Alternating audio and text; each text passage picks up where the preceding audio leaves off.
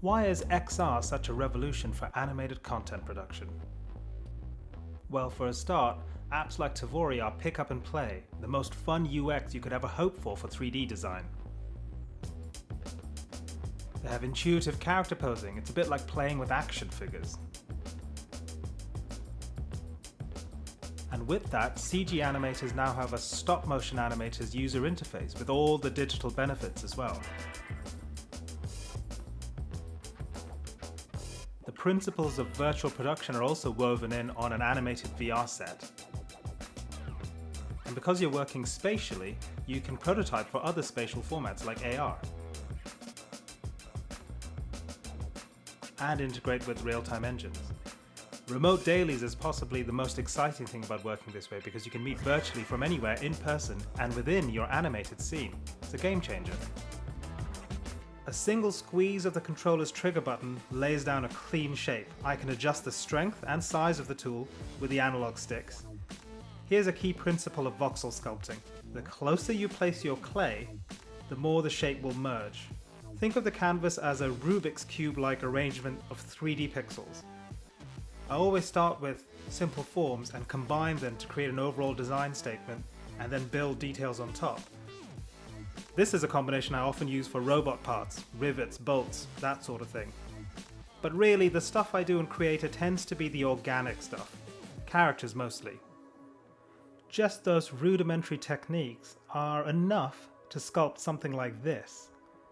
It's kind of like a non-destructive workflow. I mean, voxels in general are kind of non-destructive because aside from the undo button, you can just add some more clay if you make a mistake or carve too much out. So you can continuously manipulate your grid of voxels. You know, the thing about sculpting in VR like this is that the mesh topology ends up incredibly dense, like that red wireframe on the left-hand side. The mesh processing tools in Masterpiece can kind of optimize that a fair bit, including remeshing to quads, like the blue wireframe. That version is more appropriate for animation, whereas the original mesh, shown in red, is fine for 3D printing, the finished piece you see there on the right. Or even this sculpt of a toy dinosaur. For this one, I worked in 3 layers so I could preserve those hard edges and defined shapes. And working this way, I might get through a dozen or so ideas for creature design. So a sketch like that then is progressed into something like this, which is taking that stylized realism really a step further. And as I say, you can get through quite a few designs very quickly in a day, and you can see that those creases I've got there is really a combination of the erase tool and smooth tool and overlapping shapes. So it's still those same principles, but you can get a lot of variety out of it. And that's exactly how I created the horns on top of this character's head, by drawing with the clay tool and then shaping it with the pinch and inflate and shrink tools.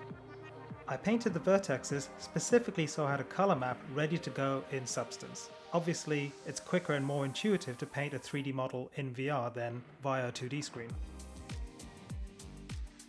I used the paint mode in Creator to block in a simple vertex color palette.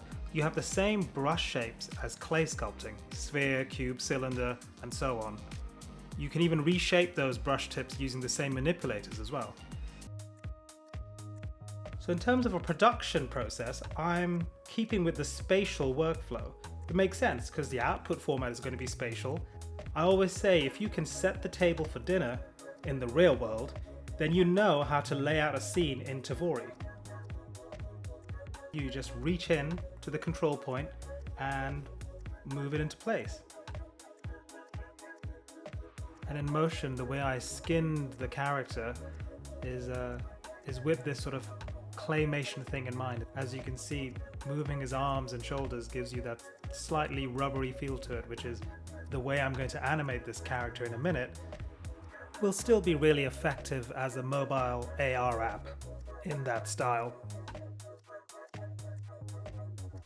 And here he is, working out inside the ring in our first pass at an AR prototype assembled in Adobe Aero. Even though I used VR production tools to get me here, the requirements of each key step are pretty standard.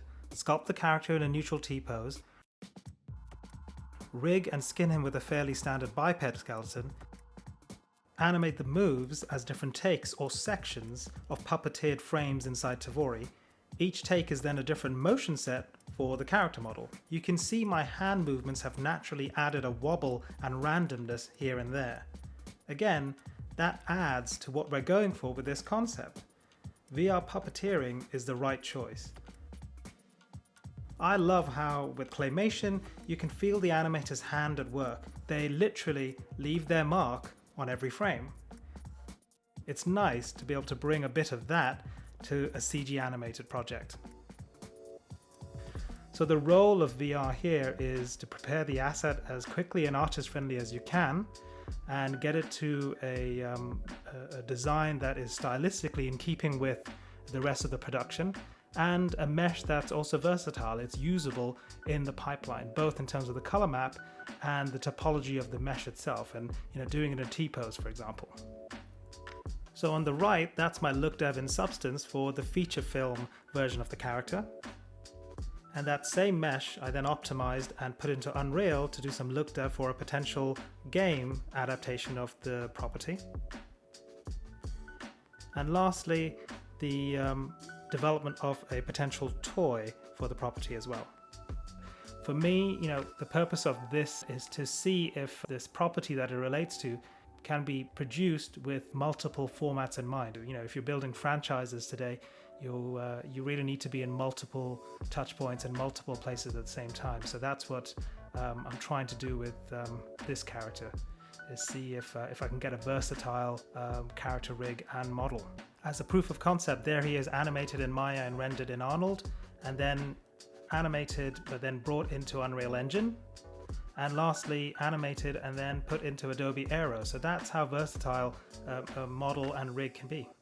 The versatility of the assets I've created means I can enrich my pitch materials with a wide range of visuals if that's what's called for to help sell the project. For example, having a posable character helped me illustrate the front cover of that comic book, not to mention any backgrounds I need for the story panels inside that comic.